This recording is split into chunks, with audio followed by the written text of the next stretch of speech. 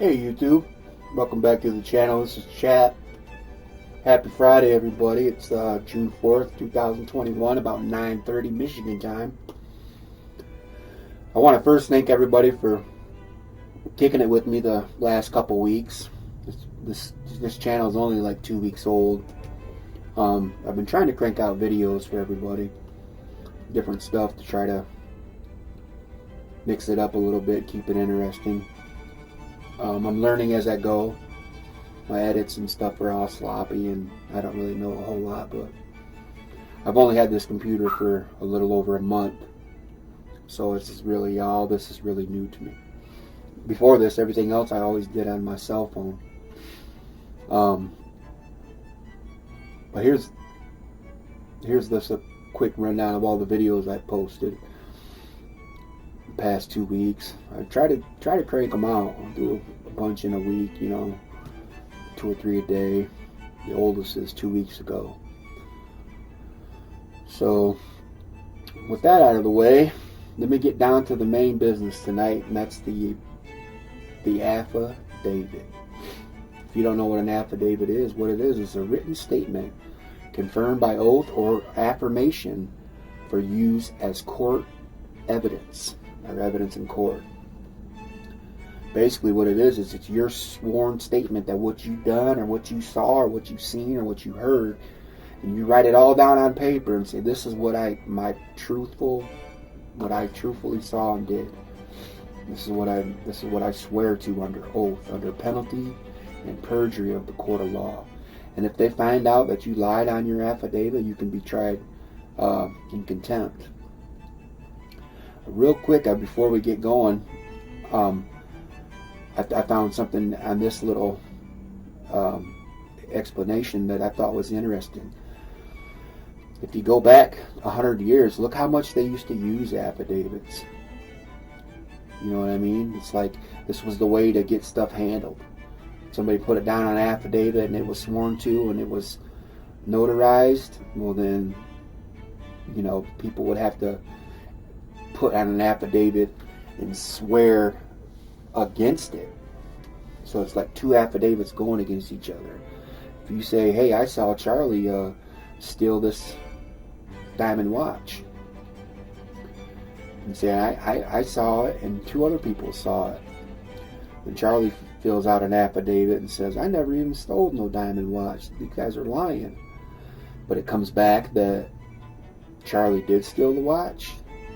Well, Charlie's in some big ass trouble because he lied on his affidavit. But notice how as time goes on in the 100 years and mainstream takes over, we get more conditioned to not really use it. Everything just kind of goes away. I guarantee it's going to start going back up again. But so now that we understand what an affidavit is, how do you compose one? I'm going to do another video on that when I break down the one that I write for myself, but I found one written here in Michigan where I live. And what this is an election worker working in Detroit, their testimony. All these points, from 1 to 14, are everything they witnessed, saw, and had to do. And this is their sworn statement as to those events.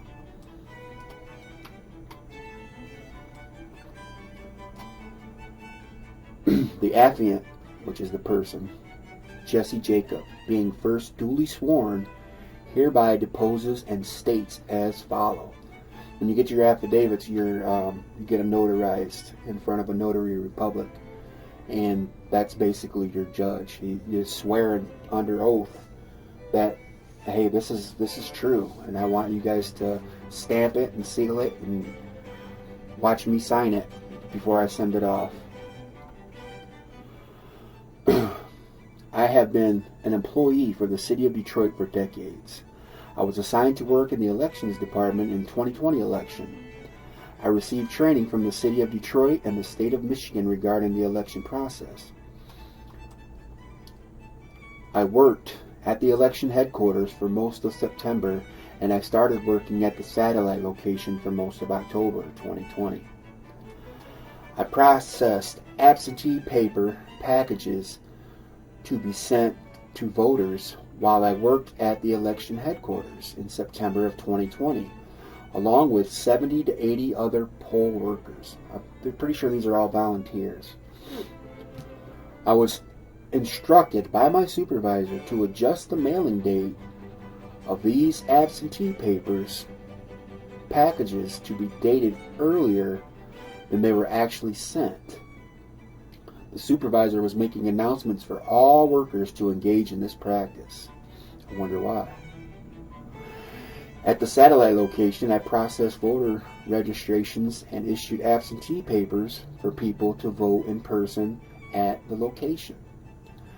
I directly observed on a daily basis City of Detroit election workers and employees coaching and trying to coach voters to vote for Pedo Joe and the Democrat Party. I witnessed these workers and employees encouraging voters to do a straight Democrat paper. That means just mark this word, and everybody who's a Democrat, that's who you just voted for, straight down the line. I witnessed these election workers and employees going over to the voting booths with voters in order to watch them vote and coach them for whom to vote, which you're not supposed to do. Polling stations can't even have election or campaign propaganda up. No signs, no pictures, nothing. It's all supposed to be neutral. You come in there, you know who you're voting for. You vote, get it counted, and that's it. It should all be done. But now they got people going up to you while you're sitting there trying to fill out your ballot. Hey, what do you think about Biden, or what do you think about this? Or, you know, what you should do is vote straight down the ticket. If you just fill in this line, then you're done. You don't have to, helping these people. And she goes on to say, during the last 2 weeks while working at this satellite location, I was specifically instructed by my supervisor not to ask for driver's license or photo ID when a person was trying to vote. I wonder why. That's odd, isn't it? You're supposed to have your ID. I observed a large number of people who came to the satellite location to vote in person, but they had already applied for the absentee paper. These people were allowed to vote in person and were not required to return the mailed absentee paper or sign an affidavit that the voter lost the mailed absentee paper. So it says, okay, you sent me an absentee paper and I was going to fill it out, but I lost it, so I need to come in and vote in person. And then they would have to sign an affidavit saying this is a true statement. Well, none of these people did that. They all just showed up. None of them were asked for their ID either. Whenever I processed an absentee voter application or an in-person registration, I was instructed to put the person's name, address, and date of birth into the qualified voter file, the QVS system. The QVS system can be accessed and edited by any election processor with proper credentials in the state of Michigan at any time and from any location with internet access. I worked at this satellite location until the polls closed on November 3rd, 2020 at 8 p.m. and properly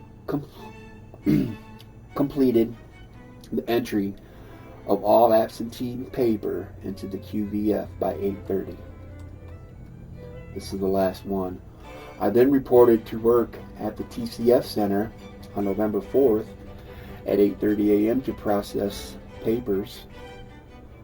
I was instructed not to validate any paper and not to look for any deficiencies in those papers.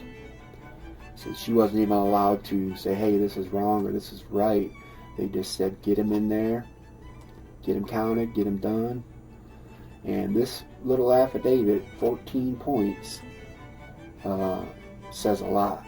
And remember, this person swears to God, basically, under oath. You send me to jail if you think I'm lying, but this is what happened. So anyway, I'd like to try to keep this short. That's an affidavit. I hope this helps a little bit. If you got any questions, drop them in the comments. I appreciate you kicking it with me. Have a great weekend. Peace.